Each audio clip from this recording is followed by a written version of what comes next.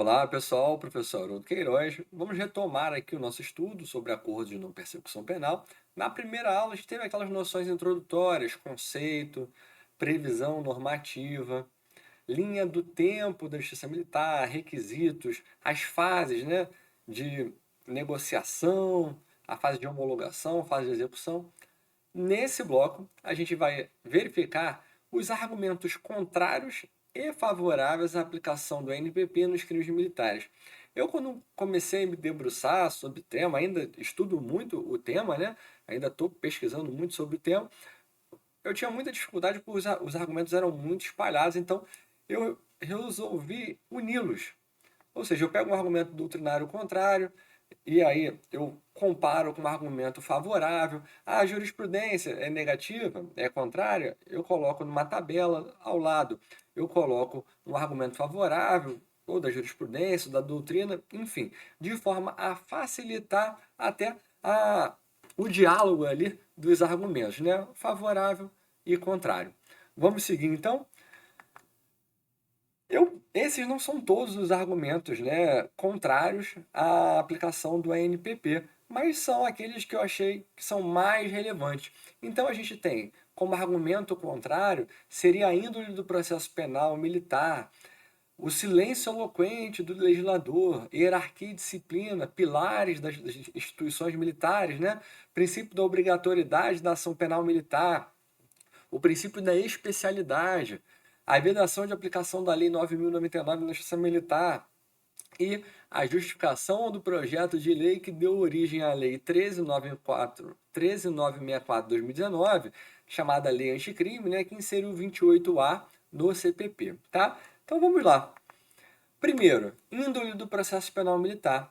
E aí eu extraí de uma obra, né, em coautoria do Dr. Ronaldo João Roth, em que ele diz que o ANPP fere a índole do processo penal militar, no que concerne principalmente a competência do Conselho de Justiça, tendo em vista que faz parte da essência castrense o julgamento dos crimes militares serem apreciados por um colegiado, formado por oficiais das Forças Armadas ou auxiliares, e o novel Instituto Jurídico retiraria essa possibilidade de apreciação pelo colegiado castrense. Então, o Roth sustenta, por exemplo, que a índole do processo penal militar seria esse julgamento pelos pares, né, pelos cabinatos ali, um juiz togado, quatro juízes militares, e que uma vez aceito o NPP pelo magistrado togado, sozinho, isso retiraria do colegiado a possibilidade de analisar aquele feito com base ali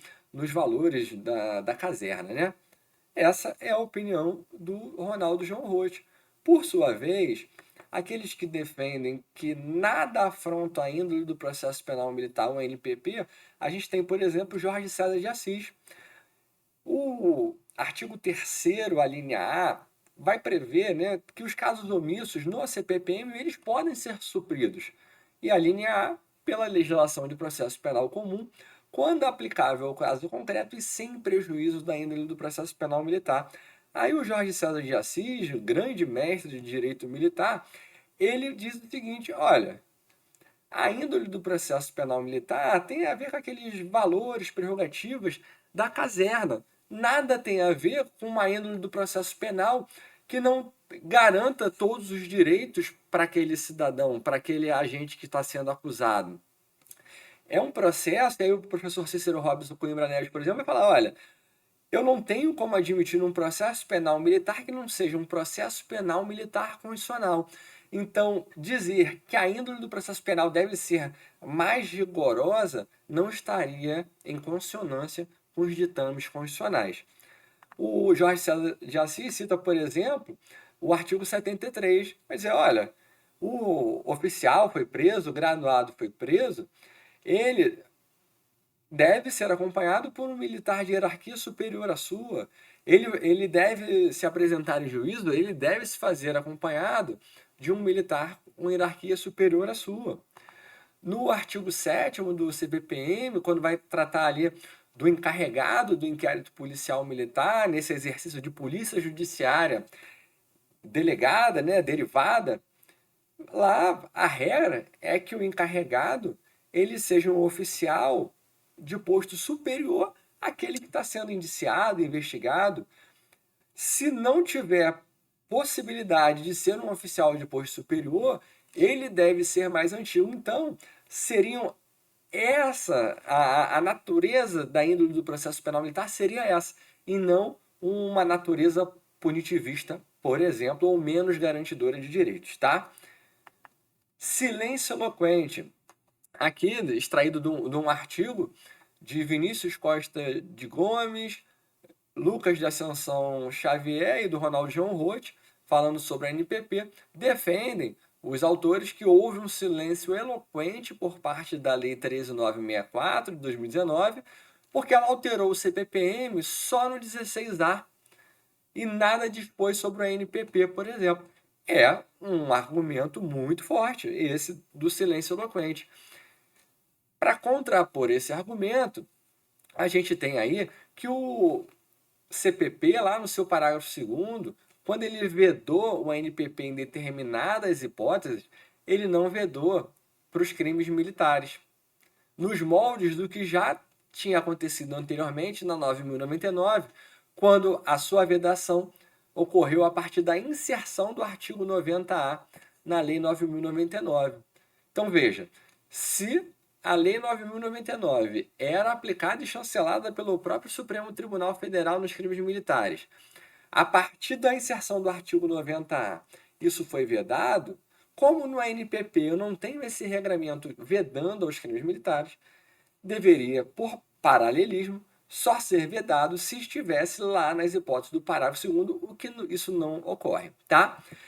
Estudando, pessoal, o grupo de trabalho que foi criado na Câmara dos Deputados para gerir essa norma, a gente consegue verificar até pela ementa dessa lei, não a final, não o produto final, mas quando ela iniciou, a gente consegue ver que não havia menção a Código de Processo Penal Militar, porque nunca foi a intenção do legislador alterar o Código de Processo Penal Militar.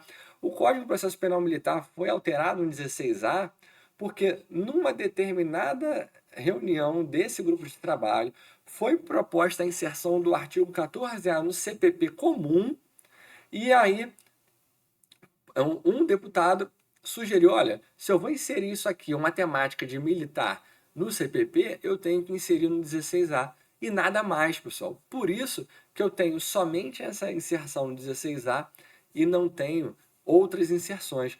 E aí, para reforçar esse argumento, né, eu não tenho expressamente o juiz das garantias no Código de Processo Penal Militar. Mas há dúvida que ele deve ser aplicado ao Código de Processo Penal Militar ou o jurisdicionado na Justiça Militar não vai fazer jus ao juiz das garantias.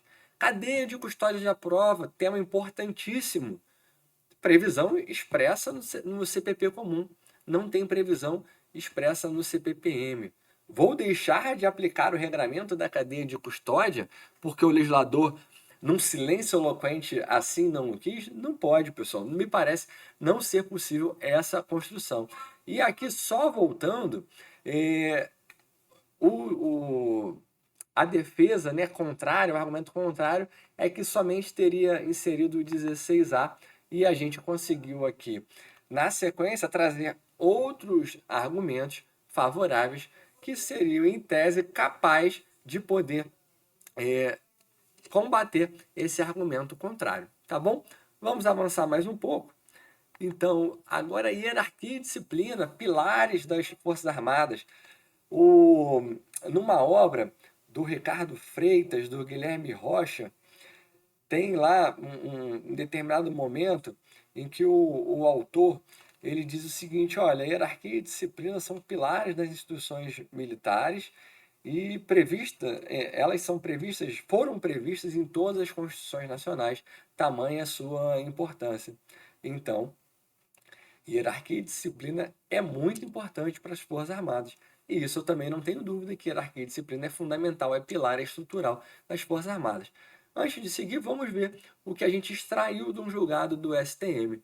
Não há compatibilidade entre a NPP e o sistema jurídico militar, que tem como diretriz constitucional a hierarquia e disciplina militares. Artigo 42, caput, 142, caput Forças Armadas, Forças Auxiliares, de tal sorte que a repressão pela prática do crime militar fortalece o regular funcionamento das instituições militares.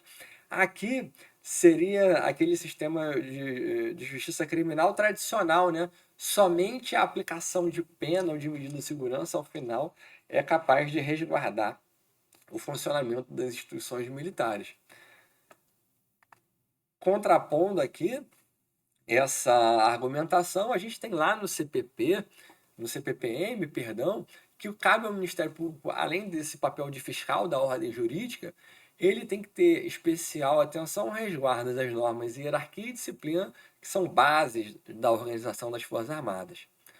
O que o CPP comum trouxe às resoluções também para que hierarquia e disciplina, de certa forma, não sejam afrontadas, que o membro do Ministério Público não propõe a NPP em crimes que afrontem hierarquia e disciplina. Isso está expresso? Não, mas está lá dizendo que o membro do Ministério Público deve propor NPP desde que necessário e suficiente para reprovação e prevenção do crime. Será que um crime praticado que afronta gravemente hierarquia e disciplina seria necessário o suficiente para reprimir e preveni-lo a NPP? Me parece que não.